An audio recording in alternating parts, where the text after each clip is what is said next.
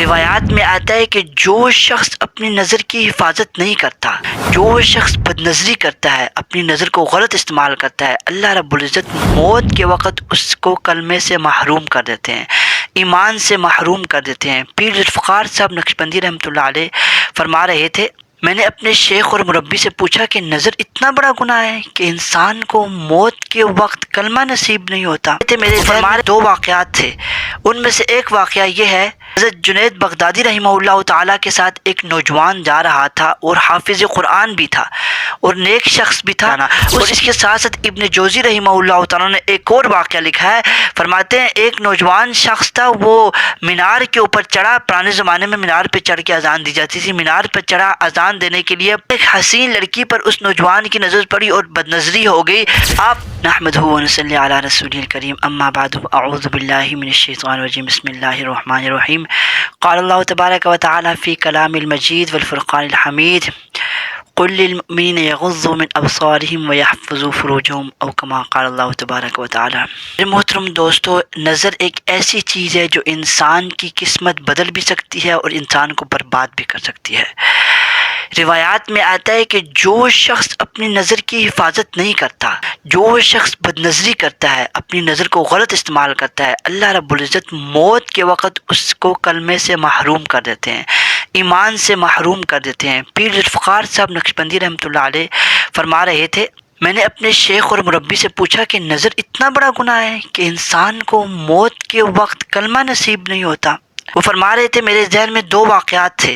ان میں سے ایک واقعہ یہ ہے، حضرت جنید بغدادی رحمہ اللہ تعالیٰ کے ساتھ ایک نوجوان جا رہا تھا اور حافظ قرآن بھی تھا اور نیک شخص بھی تھا، اس کی نظر راستے میں جاتے ہوئے ایک خوبصورت لڑکی پر پڑی اور بد نظری ہو گئی، اور وہ نوجوان لڑکا حضرت سے پوچھنے لگا، کیا ایسے لوگ جہنم میں جائیں گے جو پردہ نہیں کرتے؟ حضرت جنید بغدادی رحمہ اللہ تعالیٰ نے اس نوجوان سے کہا کہ آپ اللہ سے توبہ کرو، آپ نے بد نظری کی ہے۔ اس نے کہا نہیں حضرت، میں ویسے ہی پوچھ رہا تھا۔ حضرت جنید بغدادی رحمہ اللہ تعالیٰ فرمانے لگے کہ آپ توبہ کر لو، آپ نے بد نظری کی ہے۔ وہ نوجوان تو نہیں مانا، لیکن ابن جوزی رحمہ اللہ تعالیٰ فرماتے ہیں کہ 20 سال کی گزرنے کے بعد وہ لڑکا جو حافظ قرآن تھا، اس کے سینے سے قرآن نکل گیا، یعنی کہ اس کے سینے میں جو قرآن محفوظ تھا، قرآن یاد تھا، وہ قرآن اس کو بھول گیا۔ آپ اندازہ کریں اتنا سخت نقصان ہوتا ہے بد نظری کرنے کا، لہٰذا جو حاملین قرآن بچے ہیں، جو قرآن یاد کرنے والے بچے ہیں، انہیں چاہیے کہ خاص طور پر بد نظری سے اپنے آپ کو بچائیں، ان کے لیے بہت زیادہ ضروری ہے اپنے آپ کو بد نظری سے بچانا۔ اور اس کے ساتھ ساتھ ابن جوزی رحمہ اللہ تعالیٰ نے ایک اور واقعہ لکھا ہے، فرماتے ہیں ایک نوجوان شخص تھا، وہ مینار کے اوپر چڑھا، پرانے زمانے میں مینار پہ چڑھ کے اذان دی جاتی تھی، مینار پہ چڑھا اذان دینے کے لیے، ایک حسین لڑکی پر اس نوجوان کی نظر پڑی اور بد نظری ہو گئی۔ آپ اندازہ کریں اللہ رب العزت نے اس بد نظری کے گناہ کی وجہ سے اس کو ایمان کی دولت سے محروم کر دیا۔ اتنا سخت نقصان ہوتا ہے بد نظری کرنے کا۔ میرے محترم دوستو، ہمیں اپنی نظر کی حفاظت کرنی چاہیے، جو گرلز ہیں ان کو بھی اپنی نظر کی حفاظت کرنی چاہیے اور بوائز ہیں ان کو بھی اپنی نظر کی حفاظت کرنی چاہیے۔ خصوصاً میں اسٹوڈنٹس سے کہا کرتا ہوں کہ جو اسٹوڈنٹس کالج میں پڑھتے ہیں، یونیورسٹیز میں پڑھتے ہیں، انہیں چاہیے کہ وہ اپنے نظر کی حفاظت کریں۔ اگر ہم اپنے نظر کی حفاظت کریں گے تو ہمارا دل ایمان کے نور سے منور ہو جائے گا۔ یہاں پہ میں آپ کو بہت ہی امپورٹنٹ بات بتا دیتا ہوں، جو شخص اپنی نظر کی حفاظت کرتا ہے، چاہے وہ لڑکی ہے یا وہ لڑکا ہے، اگر اپنی نظر کی حفاظت کرتا ہے، غیر محرم کو نہیں دیکھتا، تو اللہ رب العزت اس کو ایمان کا نور عطا کرتے ہیں، اس کو ایمان کی مٹھاس عطا کرتے ہیں، اور اسی وقت ایمان کی مٹھاس عطا کرتے ہیں۔ اگر کوئی لڑکی راستے میں جا رہی ہے تو راستے میں اس کی غیر محرم پر نظر پڑنے والی تھی، اس نے اپنی نظر کی حفاظت کر لی، اللہ رب العزت اس کے دل میں اسی وقت ایمان کی حلاوت پیدا کریں گے۔ اسی طرح اگر کوئی لڑکا جا رہا ہے، سامنے سے غیر محرم لڑکی آ گئی اور اس لڑکے نے اپنی نظر کی حفاظت کر لی، اللہ رب العزت اسی وقت اس کے دل میں ایمان کی حلاوت، ایمان کی مٹھاس پیدا کریں گے۔ اتنا بڑا اعزاز ہے۔ اور یاد رہے، جو شخص اپنی نظر کی حفاظت نہیں کرتا تو اللہ رب العزت موت کے وقت اس کو کلمہ نصیب نہیں کرتے، ایمان کی دولت اس کو نصیب نہیں کرتے۔ اب میں آپ کو بتاتا ہوں کہ بد نظری کرنے کے نقصانات کتنے زیادہ ہیں۔ ایک تو میں نے آپ کو بتا دیا کہ موت کے وقت انسان کو ایمان کی دولت نصیب نہیں ہوتی، انسان ایمان سے محروم ہو جاتا ہے، کلمہ طیبہ سے محروم ہو جاتا ہے۔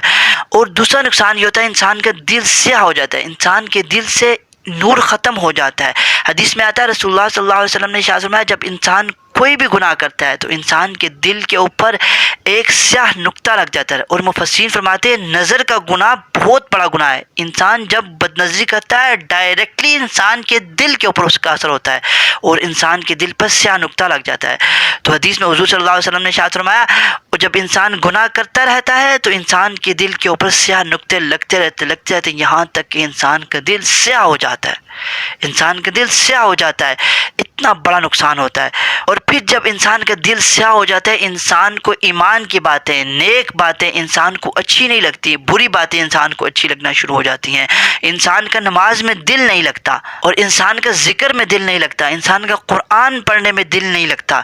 یہ بدنظری کے نقصانات ہوتے ہیں۔ تو میں عرض یہ کر رہا تھا، حضرت پیر ذوالفقار صاحب نقشبندی رحمۃ اللہ علیہ فرما رہے تھے، میں نے حضرت سے پوچھا بدنظری کا اتنا بڑا نقصان ہے؟ تو وہ فرماتے میرے حضرت میرے بزرگوں نے فرمایا بدنظری کرنے کا اتنا بڑا نقصان اس لیے ہے کہ اللہ کی غیرت کا معاملہ ہے، کہ رسول اللہ صلی اللہ علیہ وسلم نے ارشاد فرمایا کہ میں بہت غیرت مند ہوں، ان اللہ غیور، اور اللہ رب العزت سب سے زیادہ غیرت کرنے والے ہیں۔ اللہ رب العزت فرماتے ہیں انسان کو بنایا میں نے، انسان کو اعضاء میں نے عطا کی، آنکھیں میں نے عطا کی،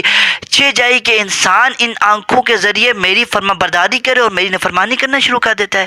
تو لہٰذا ہمیں چاہیے اپنی نگاہوں کی حفاظت کریں، اور اللہ رب العزت سے دعا ہے جو کچھ خاص سنا اس پر عمل کرنے کی توفیق عطا فرمائے۔ اور اس کے ساتھ آخر میں آپ سے ریکویسٹ کرتا ہوں اگر آپ میرے چینل پہ نئے ہیں اور میرے چینل کو سبسکرائب کر دیں، اور ویڈیو اگر آپ کو اچھی لگی ہے تو زیادہ سے زیادہ اس کو شیئر کریں، آپ کو بہت ہی زیادہ ثواب ہوگا۔